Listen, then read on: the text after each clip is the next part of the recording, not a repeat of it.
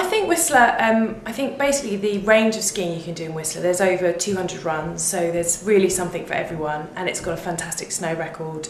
Last year I think they had nearly 50 foot of snow, so it's just a really good all-round resort really for all levels of skier and snowboarder. And you were there a couple of years ago, and Yes. I believe you had some of its famed powder when you were there. Good conditions? Absolutely fantastic. Some of the best skiing I've ever done. We did quite a lot of backcountry skiing, which I hadn't done before, and it's just vast, so you're skiing and you're completely on your own, so it was really, really good. What sort of British skiers tend to make the trip over there? I mean, it's a long way to go for a ski holiday. Obviously, it's on the west coast of Canada, a long way. What sort of people go? Is it families? Is it experts? Intermediates? Well, it's a real mixture, actually. I think families tend to go for longer periods, so they'll take an extended holiday and stop over in Vancouver. You get groups going as well, couples as well. I mean, it's a great destination. It's not just skiing you can do there. There's lots of other activities, so it really is sort of something for everyone, and a real mixture. It is though a long way to go for a ski holiday, isn't it? I mean, I know there's direct flights, but it's still a hell of a trip. It is, but I think, as you say, with the direct flights, and if you go to Vancouver as well and include that as part of the holiday, then it actually does make, you know, a nice extended break. And I think it's for people that are looking for sort of something slightly different. If you haven't skied in Whistler or in Canada, then it is a very different experience. So it's well worth the journey.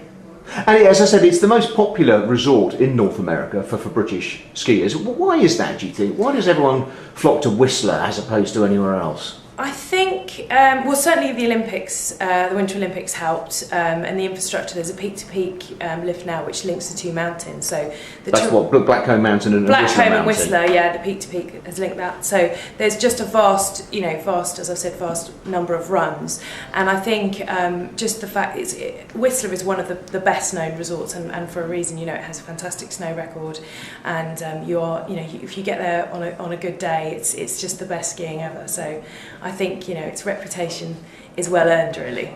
And what are the properties you have there? Presumably you have hotels and condos? We have a real range, actually, something for all budgets. So we have sort of top-end Fairmont Chateau, which is 5-star, beautiful, right. Yes, I've stayed in there myself. Yes, I can thoroughly recommend the hot tubs. Nice. Yeah, exactly, great hot tubs. And then we have condos, which are more self-catering, so you can go, and then obviously eating out is a great experience in Whistler, fantastic food.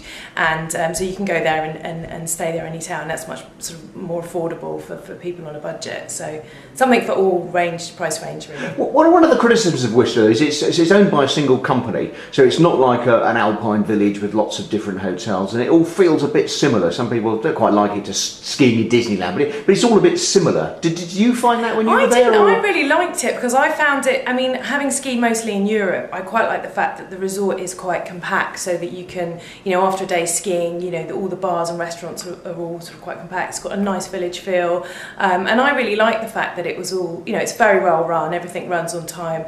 People take your skis from you and put them in the lift. It's all very well organised, and I actually think that adds to the charm. And I really enjoyed that experience. So it's great customer service, and everything's there for you. So. And also talking about Whistler, we mentioned the fantastic levels of snow that the resort has, yes. Which it does. Yeah. Along with the fantastic levels of snow, though, you also get quite a bit of rain.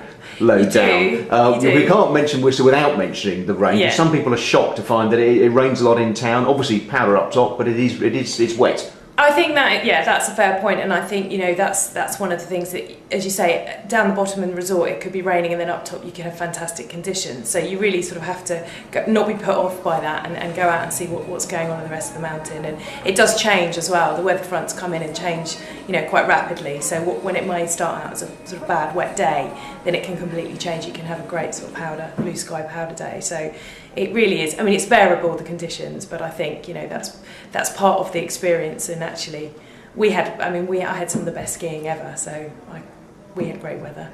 Now I can probably guess your answer to this question, but if a British skier who hasn't been skiing in North America, either USA or Canada, wants to go somewhere, presumably you'd say choose Whistler because it is the most popular. But in a nutshell, what is so good about it, would you say? Well, from my experience of Whistler was the fact that you can ski different run every single day. There's so much different terrain to explore, and it's different sort of type of skiing that you might do in Europe. Just the backcountry, probably for more experienced skiers, but even for they do fantastic courses there for people that have never done it before. But even for beginners, there's huge amounts of slope to explore and mountain to explore. And I mean, we had great conditions, so for me it was it was fantastic. So I think just for a totally different experience, if you've not skied in North America, then it's definitely worth the journey.